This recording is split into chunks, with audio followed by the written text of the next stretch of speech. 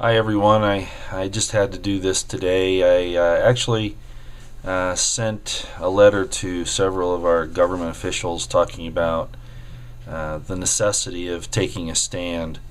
And I did it in the first person. And some of you have received this through an email so that you could see what I was doing. But I wanted to read it on YouTube for obvious reasons. So I will be reading this. I hope that's okay. To all my family and friends, I sent my pledge, which I will read in a minute. I sent my pledge to our government servants. They are not officials, they are not authorities, and they are not immune from natural law, and have drawn the line in the sand. I bid you adieu, should they object, which I suspect they will. They have known about my stand for 30 years, so standing up will have no more consequence for me than if I were silent, except the demands of my conscience, which would render me guilty of the most grievous omission. If we do not stand now, our loved ones and all innocents will disappear from off the face of the land. There is no more time for conjecture. It is all there. Loss of the Bill of Rights, Agenda 21, NDAA, the Patriot Act, Expatriation Act, John Warner Defense Act, anti-gun legislation, out-of-control taxation and raiding of our wealth, a drug war really intended to enslave the nation, Fast and Furious, intelligence lies to justify war, murder of Americans on 9/11 and countless other false flags, militarization of the police and the architecture of a police state, fluoride and everything else that they're putting in the water and the food, TSA invasion into our most private personal space, open borders, and I could go on to identify a numerous list of abuses and grievances. If you read the Declaration of Independence, all of those abuses are happening today in one form or another, with the exception of the quartering of troops. I yearned for a normal life, the love of a woman, to be surrounded by loved family and friends, abundance, peace. I have tasted these, but much has eluded me. Yet, I have been blessed to be in places and circumstances where I was able to develop the discernment to watch the events unfold in our world and understand them. Indeed, evil is rampant, and the methods by that element to gain control are hideous and ruthless. So, I conclude I must abandon all hopes of that which is the greatest desire of a man's heart, and turn to the gate where the enemy approaches. My name is sullied for the stands I have made in the past, but those stands were not for a limited ideology. They were made for the freedom of all men, all mankind, to govern their own lives. If you have not, please view my videos on YouTube at Roy Potter QA, and those will hopefully point out the necessity of my current stand. I can do but little, but I do all I can. This is what I sent to our representatives, supposed representatives, our government people. A promise to all government officials and agents. Our government has declared veterans and gun owners domestic terrorists. Why? Because you've used us across the world and we know your methods. You are now unleashing those methods upon our own people.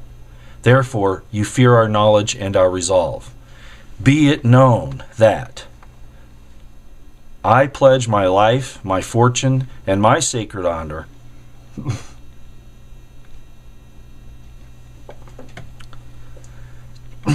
to defending the Bill of Rights for every American. And will resist any attempt by this government or any other or their agents to deny you, my countrymen, of the promises of your heritage and your God-given unalienable rights. So help me God. The enemy is at the gate, and he has uncloaked, ready to attack. Beware and see. All who would deny you your heritage, regardless of pomp, narrative, or propaganda, are your enemy. I will not suffer the subjugation and annihilation of the children of our forebears without a fight. I have sworn, as Thomas Jefferson did, and I'm going to make his quote right here, This is Thomas Jefferson. I have sworn upon the altar of God eternal hostility against every form of tyranny over the mind of man. And I signed it, and so I, Royston Potter. And then I included something from Alexander Solzhenitsyn. Because we are asleep, they have put us asleep. And I wanted everyone to hear this. This is a quote from him during the purges in Russia.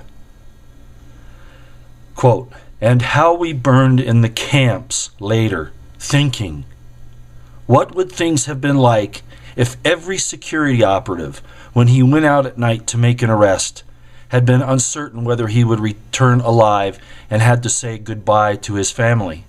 Or if, during periods of mass arrests, as for example in Leningrad, when they arrested a quarter of the entire city, people had not simply sat there in their lairs, paling with terror at every bang at the downstairs door and at every step on the staircase, but had understood they had nothing left to lose, and had boldly set up in the downstairs hall an ambush of half a dozen people with axes, hammers, pokers, or whatever else was at hand. The organs would very quickly have suffered a shortage of officers and transport, and notwithstanding all of Stalin's thirst, the cursed machine which he had would have ground to a halt. If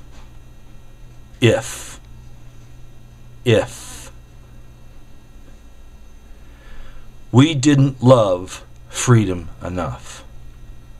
And even more, we had no awareness of the real situation.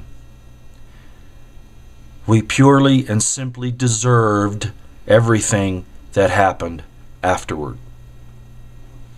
Alexander Solzhenitsyn. If we had stood up, if we had said no, if we had refused to comply, if we had employed civil disobedience, if we told our officials that they were outlaws.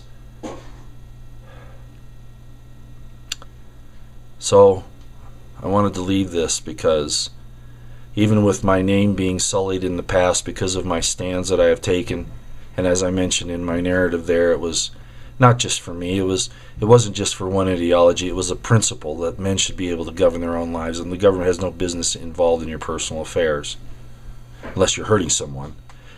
But as I said in the terrorist definitions, we've come to the point where they want to make everybody a criminal, and they do it by definition, not by any wrong action on your part, but simply by saying that it's such. No basis on legal or moral grounds. Okay, well, line in the sand.